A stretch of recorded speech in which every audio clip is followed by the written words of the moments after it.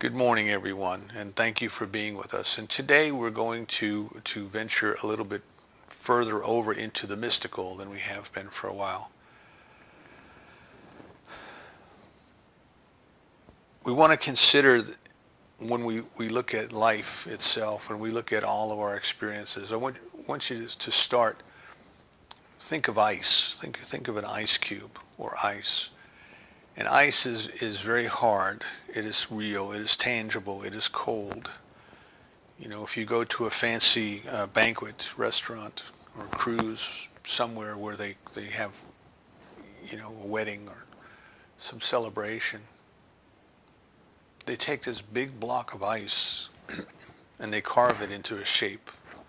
I remember when we were on the ship, they frequently carved the ice into the shape of a dolphin and had it out there on the buffet table. But there are actually schools that people go to that learn how to take these big blocks of ice and carve them into something that has an appearance, something that we recognize.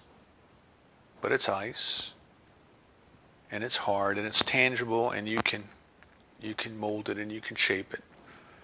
Of course, an easier way would be to pour water into a mold and then just freeze it.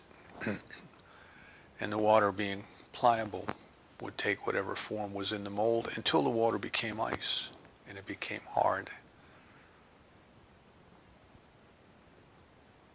So we have ice, which is hard, which is tangible, which you can touch, you can feel. You have water, which you can also touch and you can also feel, but it is plastic in the sense that it is moldable, it is bendable, it is shapeable. Water has no particular shape of its own. It'll take whatever shape its environment gives it. Pour it on the ground, it becomes a puddle. Pour it into a mold, it takes the shape of the mold. Yet they are just two aspects of the same thing. And then we come to steam, or water vapor, perhaps is a better way to put it. Because when we think of steam, we think of boiling water, and we think of the force by which the water vapor can be made to move through a jet and turn an engine and produce work and those kind of things. I'm just talking about the water vapor. I'm talking about the clouds. I'm talking about evaporation, not boiling. Here you have water in a less tangible form. Ice being very tangible, water being less tangible, and now water vapor, even less tangible than water. We look at the clouds in the skies, and we can see that they kind of blow and they move in the wind, and they rise up above the ground. Some of them go up to tremendous heights. They go up to the jet stream. If you see the thunderheads where you get the anvil cloud, that's where the cloud has risen so high that it has reached the jet stream and it's being sheared off at the top. Many tens of thousands of feet high.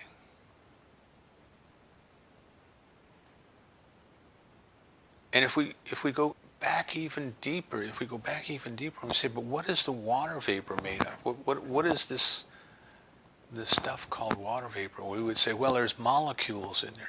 There's these things called molecules.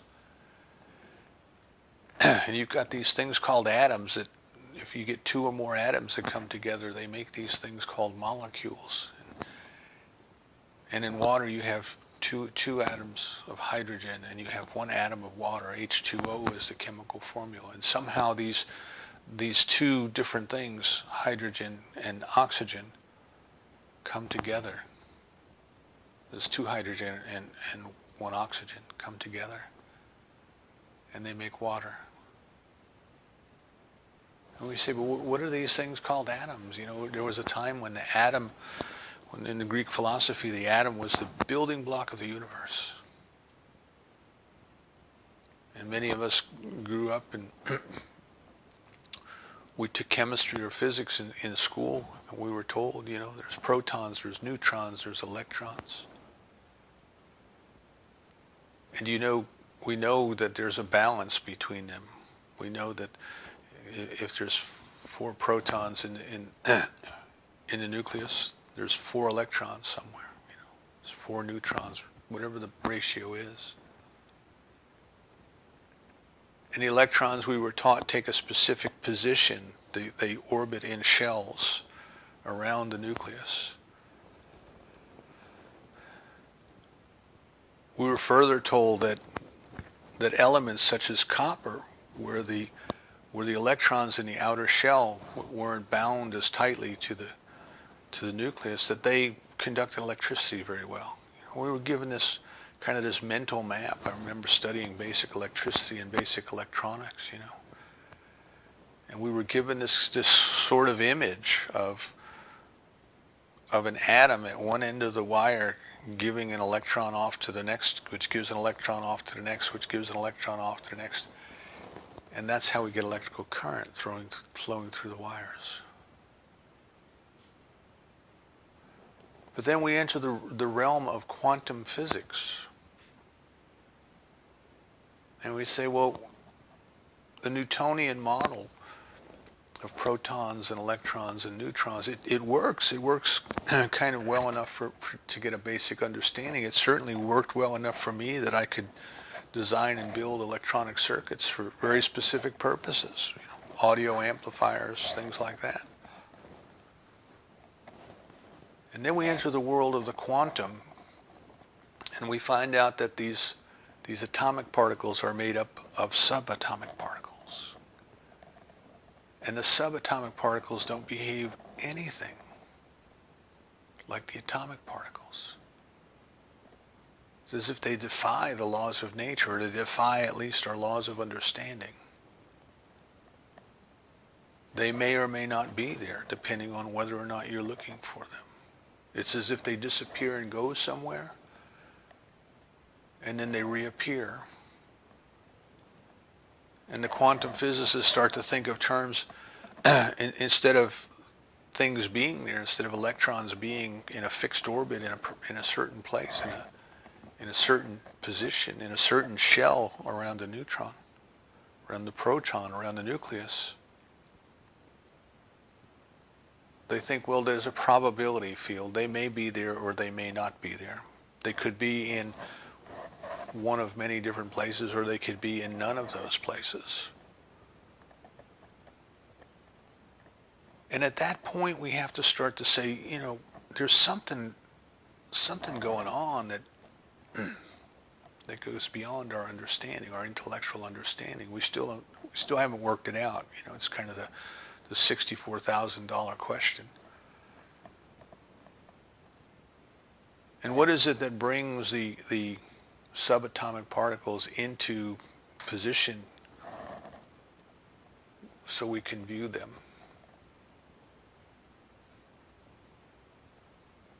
And it's kind of a question. It's kind of an open question. And some scientists will tell us, well, it seems to be our desire to know something, our desire for information, our desire to observe something, that when we go to observe it, it appears. And when we're not looking at it, it may or may not be there. And I realize that I'm probably oversimplifying these things, but the point is that we start off with something as hard and as tangible as a piece of ice, and if you took that piece of ice and dropped it on your toe, it would hurt. It's tangible. You can carve it into a statue of a dolphin or any shape you want. But it's also less pliable or less tangible as water, and even less tangible as steam or water vapor. And then when we get down to the quantum physics level, it is less tangible still.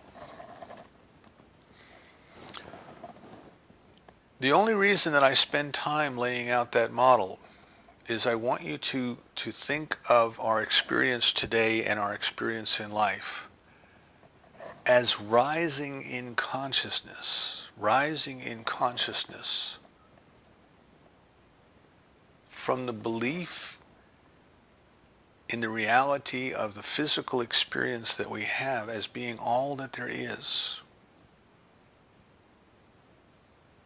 and realizing that the physical experience, the physical world around us, it includes everything. It includes our bodies. It includes our prosperity. It includes our relationships. It includes our jobs. It includes the cars we drive. It includes everything. Everything that we see, that we have come into the world believing that that is reality, that that is the way that it is, that is tangible. Right? Our scientific world tells us if you can't weigh it, if you can't measure it, if you can't touch it, it may not be real. It may not be real. And there's even been an argument in the realm of science of whether or not a thought experiment is a valid experiment, because you can't weigh it, you can't touch it, you can't analyze it. A thought experiment, an example of a thought experiment is Einstein thinking about what would happen if you could sit on the end of a flashlight and turn the flashlight on, and your physical body would be projected through space at the speed of light. And when Einstein started to think that way, it led him into the realm of his theories of relativity. But is this idea of just sitting around thinking about what would happen if I could move out into space at the end of that beam of light? What would happen? That's a thought experiment. But you can't weigh that. You can't touch that. You and I can't get on the end of the flashlight and physically move. So there was actually this debate in science, and probably still going on in some realms, of whether that's even a valid experiment, whether hypotheticals are even valid. See, our culture, our Western culture, is extremely biased that which is tangible and physical is real, and that which is intangible, like a thought experiment, is not. It is not real, or it may not be real. But there's no way to measure it. How do you measure a thought? How do you weigh a thought? How do you touch a thought? And we start to get it into even more esoteric terms when we talk about belief. What is a belief? How do you know what you believe? How do you change what you believe? Rising in consciousness is moving out of the realm of effect, excuse me, and back into the realm of cause. Cause being pure consciousness. Cause being that isness. Cause being that suchness that creates everything out of itself without effort, without struggle.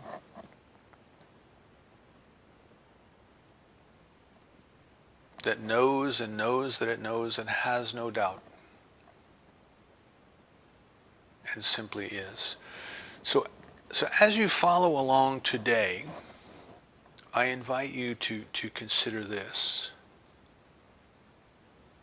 That the words that you hear, the vibration of the sound striking your eardrum, that's kind of like the ice, that's kind of like the realm of the physical, the realm of the tangible. But the ideas that are projecting that sound, now we're getting into the realm of the water. We're getting into the realm where things are a little less tangible. And one of the things that you learn in communication is that what the speaker intends to say, what the speaker says, what the receiver hears, and what the receiver interprets are like four different things. Four different things going on here. It's what I wanted to convey. It's what I really said. It's what you heard, and then it's what you made out of that. So when we're at that level, at that next level, it starts to get even more fluid. And then we come back and say, but where did the thoughts come from? Where did the thoughts come from that I want to convey? Where are they coming from? And we get back into this very, very intangible thing called consciousness. Consciousness. And what I invite you to consider is that the consciousness that is moving the thoughts at my end is the same consciousness that is interpreting the thoughts at your end. And what that means is right where you are, there is already that within you that knows what ideas are important for you to hear today, to work with today, to contemplate today, to experience today. So if your mind drifts away from the talk and you start to hear the consciousness that is inside of you tell you what it is that you need to know today, that's fine. That's absolutely fine. Let the experience of being together in this talk just simply be a catalyst to let you discover that within you which already knows. If the words kind of stimulate external ideas and you stay with the words and you contemplate them, that's fine as well.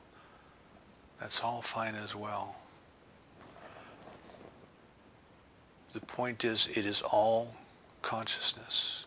It is all consciousness. What do we mean by consciousness? We mean awareness, but not just an intellectual awareness. A complete awareness, a complete beingness, a complete engagement, a complete isness. It is our thoughts, it is our emotions, it is our feelings, it is all these other intangible terms that we try to use when we describe them. So in our experience of life, as we start to go through life, again, keep the ice cube, the water, and the water vapor in mind. We have the dogmatic experience of traditional philosophy, of traditional religions. The dogmatic experience of you and I as a student going to school and we're being told by the teacher that there's one answer, there's one right answer. And as long as you can produce that right answer, it's okay. You know.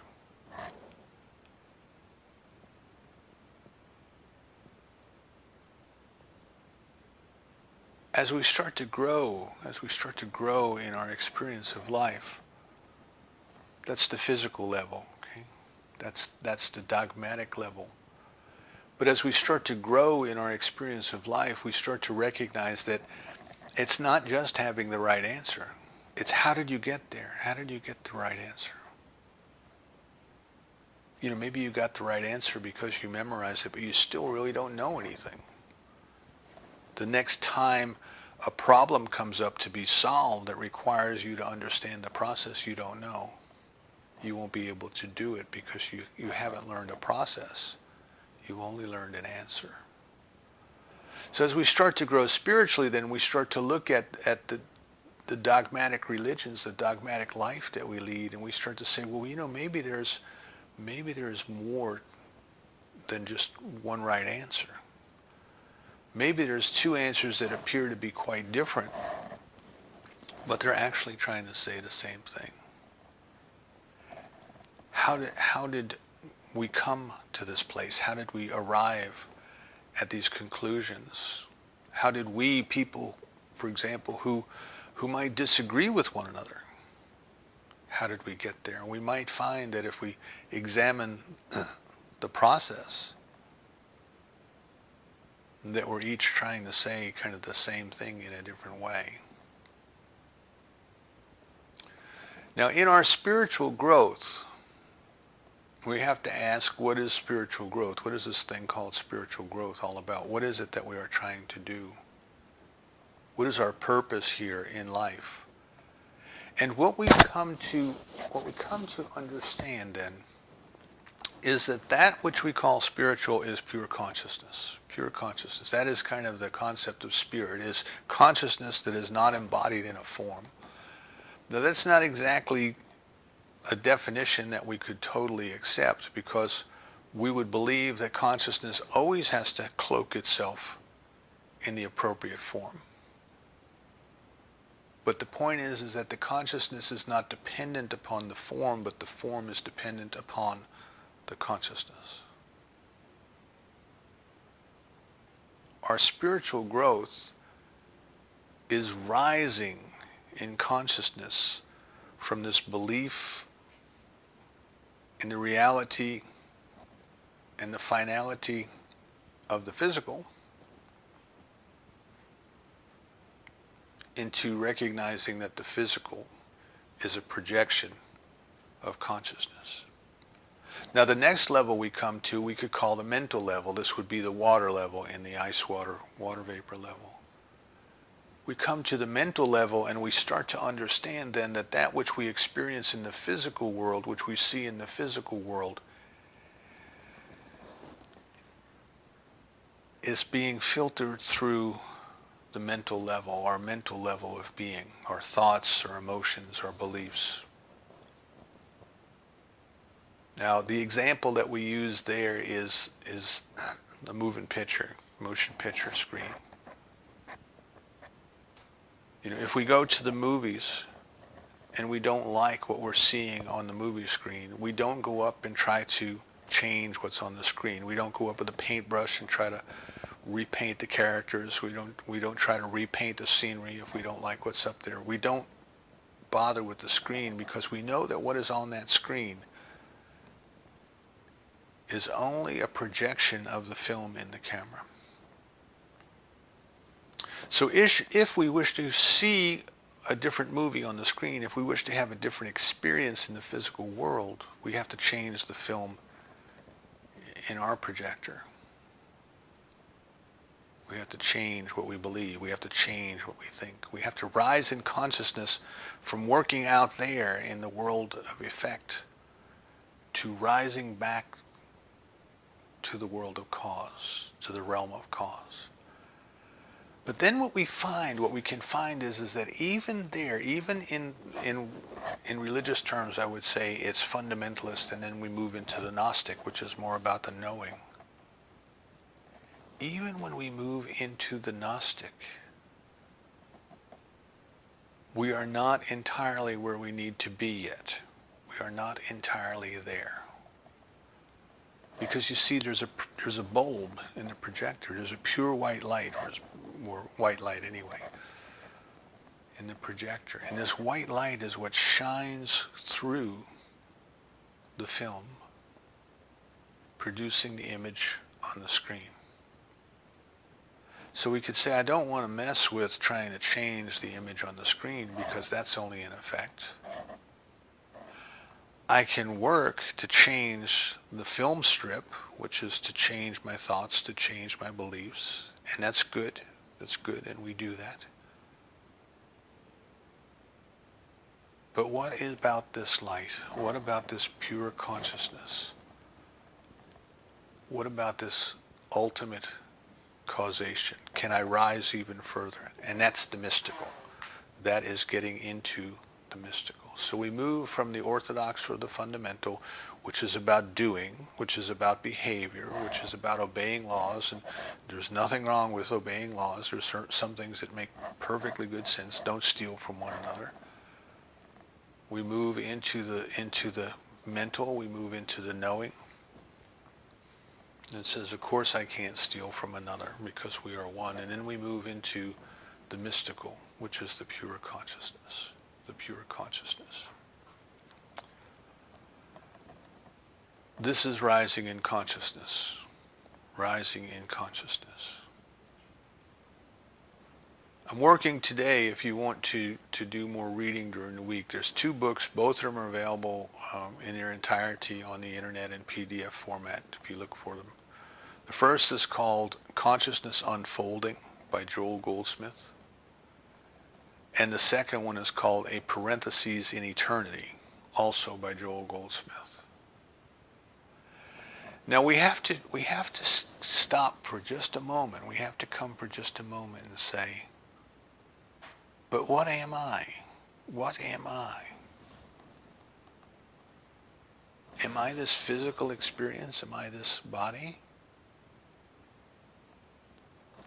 Am I this mental experience? Am I this collection of thoughts and beliefs and emotions that interacts with this pure consciousness and creates this experience? What am I? See, what am I? Where did I come from? And what Goldsmith asks us to consider is to step back into the light, step back into the mystical, step back into the ultimate causation, and recognize that God is all there is. There is not God and you. There is not God and me. There is not even a you and me. These are appearances. But God is all that there is. And God is pure consciousness aware of itself. In Buddhism, one of the techniques in Buddhism is to become aware of what they call the clear blue light of consciousness. When we're learning how to meditate, we start out, we need some type of an object to focus our attention on. So we might focus our attention on our breath. Inhale, exhale, count 1, inhale, exhale, count 2, those sorts of things. Right? But we have taken our awareness and we have guided our awareness through an act of will, through an act of volition, through an act of training and discipline. We bring our awareness to the point of where it stays focused on whatever object we desire. That's our basic training. We may do it with a candle. We may do it with a plant. We may do it with one of our pets. We may do it with an image of our beloved.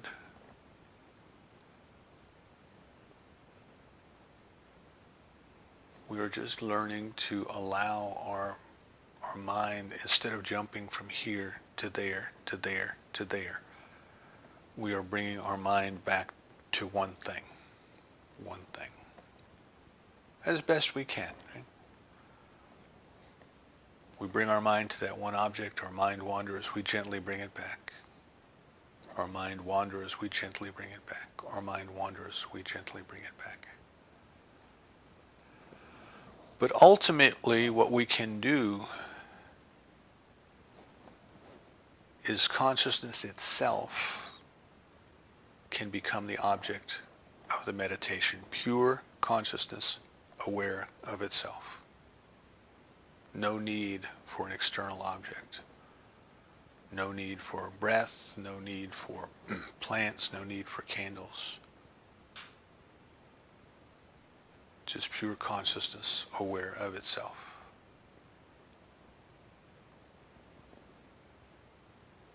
The divine mind, that which we call God, is pure consciousness aware of itself.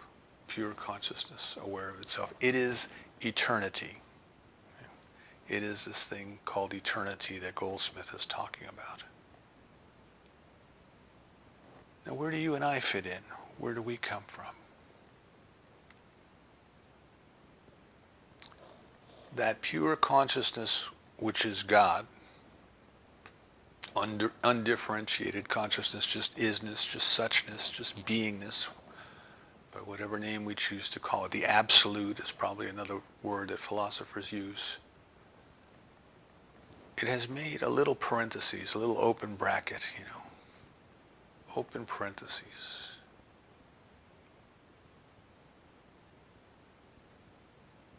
And it has made a little closing bracket, closing the parentheses.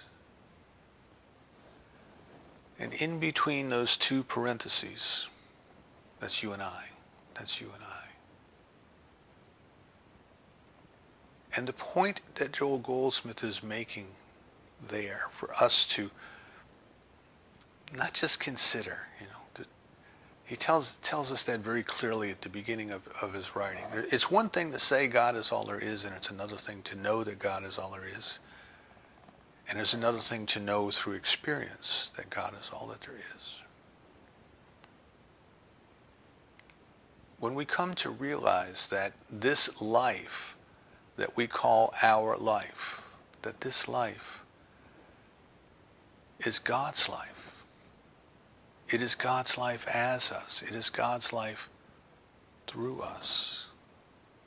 We did not create it. We cannot destroy it. Our bodies did not create it. Our bodies cannot destroy it. What we truly are is the pure consciousness of God, expressing itself in this world as us and experiencing this world through us. And we have to take a deep breath. Take a deep breath and let that sink in. Are we blasphemers? Are we saying I am God with an egotistical bent? I am God? No. With a complete humility. I of my own self do nothing. I and the Father are one. He who practices perfect non-doing can do anything. That's from the Tao.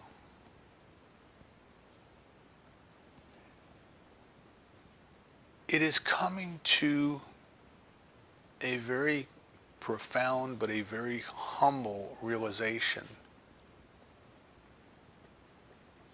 that you and I, as we have grown up, as we have gone through this life, as we have listened to the influences of our family, of our teachers, of our pastors, of our culture, of our friends,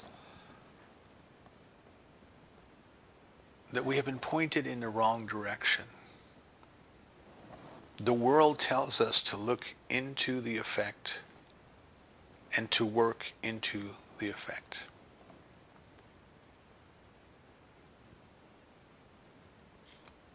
And we get good at it. We're here because we got good at it. We went to work, we earned a living, we bought a home, all of those different things that we've done. And we think that we did it ourselves. You see, we think we did it with the sweat of our brow, by the work of our hands, by our quick wit. And what happens is anything that comes up in our lives then, we immediately try to figure out what we are going to do about it, how we are going to solve it.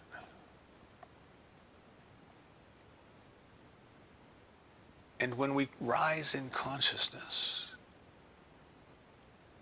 we recognize then that there is a consciousness that knows. There is, as Emma Curtis Hopkins would tell us, there is inevitableness of God. The inevitableness of the I am wills and causes to be done that which ought to be done as me. I want to be very clear here, because sometimes when we talk about this, we get hung up on, well, am I just going to sit around being all day long and nothing gets done? And the answer is no. But the doingness comes from the beingness instead of the other way around. See, in our world, we think, well, when I get enough money, I will be happy. When I get this, I will be that. The other thing. No. No. Happiness is already within us. Supply is already within us. The divine mind can decide that what it wants a universe, and something happens and a universe appears. The money that is in our lives, the materials, the goods and services in our lives, is appearing by right of our consciousness. Now, if our consciousness tells us, yes, but I have to work for it, then we shall work for it. But if our consciousness says it arrives in our life as easily as the orange appears on the orange tree, then it shall do that as well. So what we're trying to do, what I'm trying to say today is, let's practice. Let's practice taking time, forgetting about the physical, forgetting about the daily activity. You know, we get up in the morning, the clock goes off, and we immediately start thinking about everything we have to do that day. In fact, we may think about it the night before. You know, I used to do that when I was in business and had things to do. Before I would go to bed at night, I would think about all of the things that I had to get done tomorrow and tell my subconscious mind, go ahead and work on them while I'm sleeping. You know, while my body and my conscious mind are at rest, subconscious mind, go figure out what we need to do. Start planning the day. Start organizing the resources.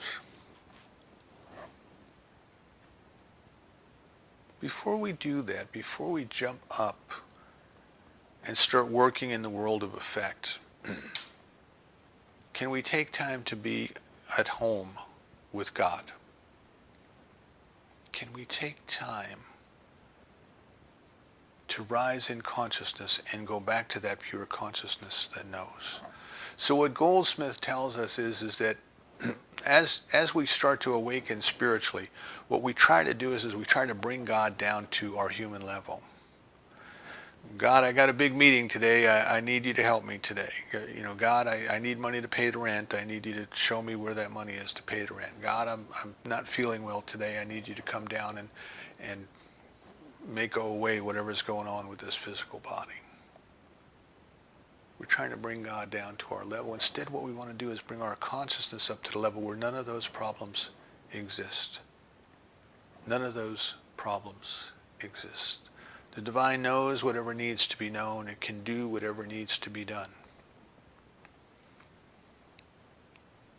So rather than praying to try to bring God down to our troubles, what he suggests, and I'm talking to you from the mystical level now, from the level of unity, from the level of perfect love. That's why it's called rising in love. That what we want to do is sit and say, God, I know that you already know this. Tell me what I need to know today. Tell me how I need to serve today. Tell me how I need to love today. And then listen, and then listen. Don't immediately jump in with the mental activity and trying to figure it out and say, well, the last time we did this, we did it this way. And, you know, we do that. So, shh, be still. No, hush.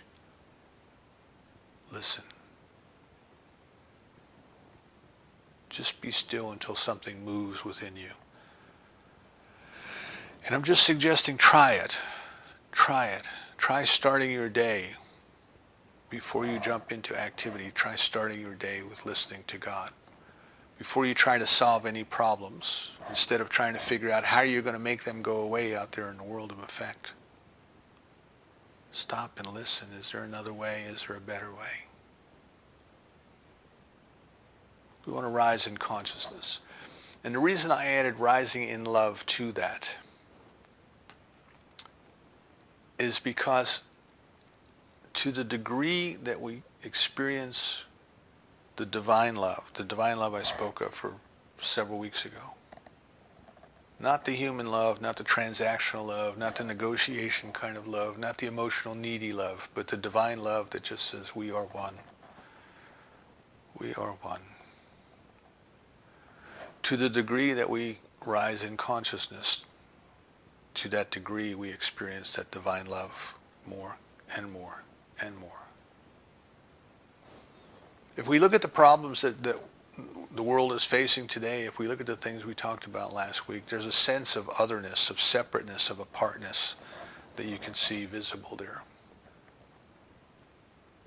People want to think of themselves as being different from one another. Or you can't understand me because you haven't had my experience. That may be true. I haven't had your experience. But maybe we can go back from the effect to the level of cause, and maybe we can find a common ground. Maybe we can learn to love. Maybe we can rise together. So if we stop and ask ourselves, who am I? Why am I here? Where am I going? What we are, what we want to think of is that we are that parenthesis in eternity. We are that beautiful, unique expression of divine consciousness. But we are not separated from God. We are not apart from God. We are an integral part of its expression, created in its image and likeness, traditional theology might tell us. And what we are here to do is to allow God's consciousness to unfold in this world as us. And as we do that, everything else in our lives falls into place, takes care of itself. Take no worry, take no thought, we're told in the New Testament. Take no thought for that, take no worry for that. Seek ye first the kingdom. And what is this kingdom that we're seeking? The conscious awareness of our union with God. The conscious awareness of the presence of God in us, as us, and through us, but not in an egotistical way, in a very humbling way. Think of the greatest issue you're going to deal with this week. Look at your calendar and think about what is the greatest issue you're going to have to deal with this week. And then ask yourself, how big a deal is that to God? You think the divine mind would have a bit of trouble solving whatever problem it is, building whatever needs to be built, paying for whatever needs to be paid for? It would not. It would not. So we don't want to speak to God in terms that God can't understand. We don't want to speak to God in terms of problems that the divine doesn't have. We don't want to try to call God down into our human experience to fix it and make it better. But what we want to do is bring our human consciousness to rise up to the divine, where we recognize that everything that we see and everything that we experience is a result of consciousness. And by rising in consciousness, we have a different experience.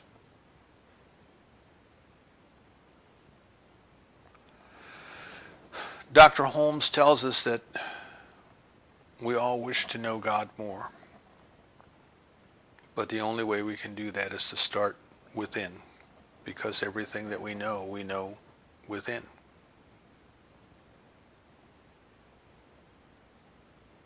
That consciousness is already here. That love is already here. That presence is already here. We cannot go out there into the external world and through our behavior in the external world influence it in any way, shape, or form, because it is what it is. But we can rise in consciousness to experience it. Rumi gives us the visual image of the moth flying into the flame in perfect bliss, in perfect love.